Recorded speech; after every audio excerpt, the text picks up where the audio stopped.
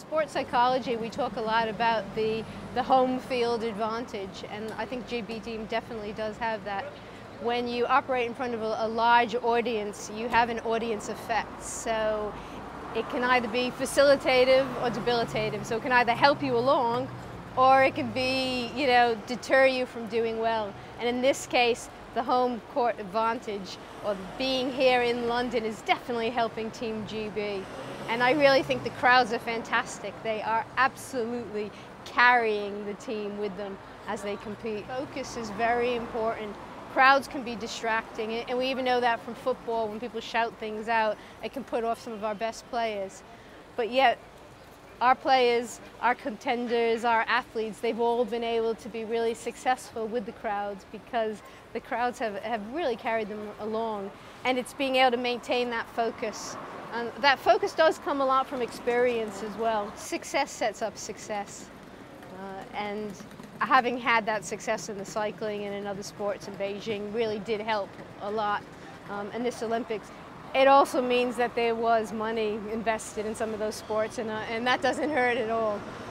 But knowing and having that self-belief and that confidence really underpins everything. Besides the stress management side of it, you need to have a sense of self-belief when you compete. Sports vary in the amount of stress that they do have. When you're in a team sport, very often the stress is shared with everyone. So it's not as individual as somebody who's perhaps competing in cycling on their own, or competing in the swimming as an individual medalist. So I'd say it does vary. It also varies in terms of whether you're doing something particular in terms of one sport or one task, or whether it's an endurance sport. So if it's something where you have to keep it going over 2 days, whether it's something like the pentathlon or the decathlon, obviously you have to keep it going. And even the tennis, because it's an endurance sport, requires a lot more. You have to be focused, you have to be concentrating on every single shot as you're going along.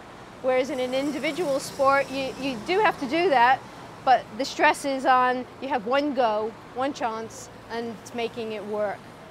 And I'd say with the athletes, what's really important is that they try to do what's called looking at the process and not the outcome.